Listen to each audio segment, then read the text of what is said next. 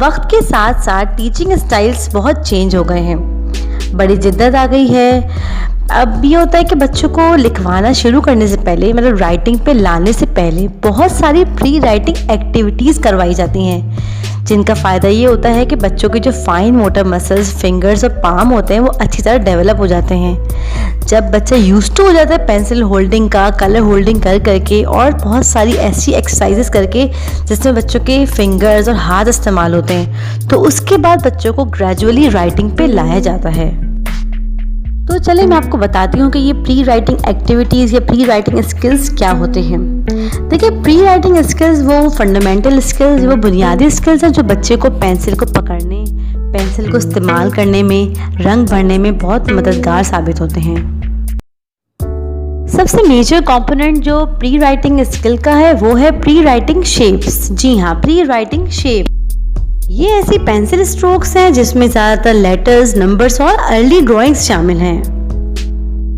इन strokes को आमतौर पर बच्चों को उम्र के हिसाब से सीक्वेंस ऑर्डर में सिखाया जाता है। मोस्टली छोटे बच्चों को होमवर्क से ज़्यादा बर्डनाइज नहीं किया जाता, लेकिन वीकेंड्स पे कभी कभी वर्कशीट सेंड की जाती हैं, वो भी इसलिए कि बच्चा प्रैक्टिस में रहे छुट्टी में और पेरेंट्स को पता रहे कि बच्चे स्कूल में क्या कर रहे हैं। तो बाज़ दफ़ा पेरेंट्स शिकायत करते हैं कि टीचर बच्चे को आते हुए पूरा 1 महीना हो चुका है स्कूल और बच्चे अभी तक सिर्फ लाइंस कर रहे हैं, सिर्फ ट्रेसिंग कर रहे हैं, ये लिखना कब सीखेंगे। तो उन पेरेंट्स के लिए मेरा जवाब ये है कि बच्चों को ये स्ट्रोक्स, ये लाइंस, ये कर्व्स इसलिए सिखाए जाते हैं कि जब बच्चा फॉर्मली लेटर्स लिखे, नंबर्स लिखे, तो उनको इतनी महारत हासिल हो ये शक्लें बनाने में, ये शेप्स बनाने में, तो बच्चे को जो प्रॉपर फुल लेटर और फुल नंबर लिखना हो तो उसमें कोई मुश्किल ना हो। ये उनकी आसानी के लिए ये एक्टिविटीज़ करवाई जाती हैं। जब भी उनको इन स्किल्स पे महारत करवाने के लिए हम लंबे अरसे तक बच्चों को ये प्री राइटिंग स्किल्स करवाते हैं। चलिए अब बात करते हैं फाइन मोटर मसल्स एक्टिविटीज़ के बारे में। बच्चों के हाथों को कैसे मजबूत किया जाए, कैसे बच्चों के हाथों को तैयार किया जाए लिखने के लिए, ये निहायत अहम टॉपिक है।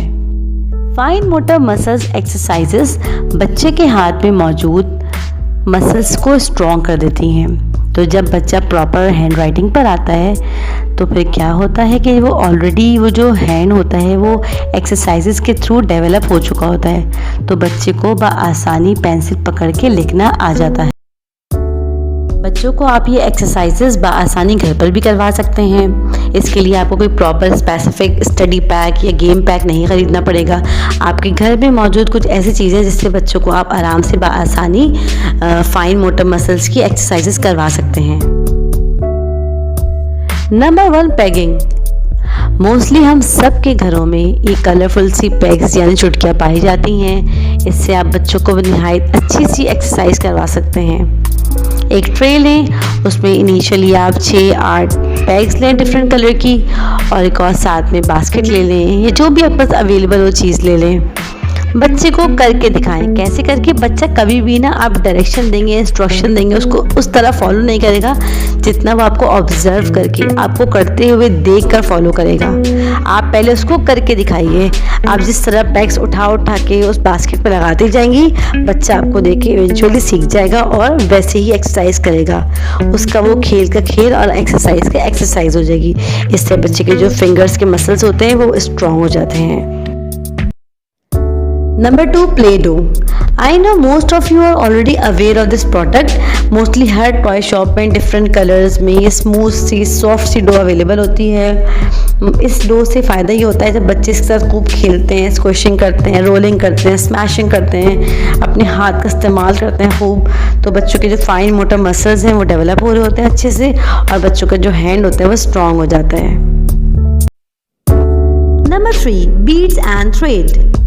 This is the most easiest activity you can do with your child. आपको क्या करना है? आपको एक मोटा थ्रेड लेना है या स्ट्रिंग ले लें और कलरफुल बीड्स ले लें। अगर आपके पास कलरफुल बीड्स भी नहीं है तो नो प्रॉब्लम्स।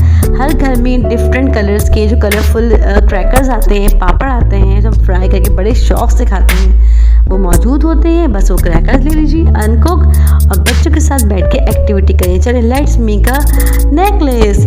और फिर बारी बारी कलर्स के हिसाब से, अगर रेड पिंक 2 कलर्स में अवेलेबल हैं तो पहले रेड वाला क्रैकर है उसको पिरोए धागे में, फिर पिंक करें। इसी तरह red pink red pink red pink करके बच्चों के साथ मज़ेदार सा बहुत खूबसूरत सा नेकलेस तैयार करें। पहले खुद करके दिखाइए, फिर बच्चों से करवाइए। इसमें बच्चों की आई हैंड कोऑर्डिनेशन भी डेवलप होगी और बच्चों की फाइन मोटर मसल्स वो भी स्ट्रॉन्ग होंगे और डेवलप होंगे। Number 4, sorting.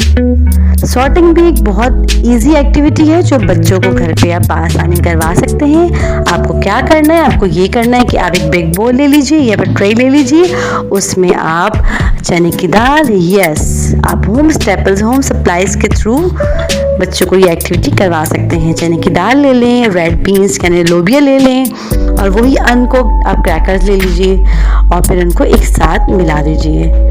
फिर क्या करिए, बच्चे को हमेशा करके दिखाइए। पहले खुद करिए फिर बच्चे को दिखाइए कि उस 3 बोल्स जो 3 एम्प्टी बोल्स आप लेंगे उसमें सारे पहले क्रैकर्स अलग करें, फिर सारे रेड बीन्स वो अलग करके डालें और फिर उसमें सारे चने की दाल वो अलग कर लीजिए। स्पून के थ्रू करवा लीजिए, हाथ से करवा लीजिए। बच्चे बआसानी वो एक्टिविटी को एंजॉय करेंगे और उनके फाइन मोटर मसल्स जो हैं वो डेवलप होंगे। बहुत सारी एक्टिविटीज़ हैं जो डेली बेसिस पे आप घर पे बच्चों को करवा सकती हैं। आप बच्चों से अपने शूज़ के लेसेस खुद बंद करवा दें। बच्चे तैयार हो रहे हैं तो उनको बटन अनबटन करना सिखाइए शर्ट्स।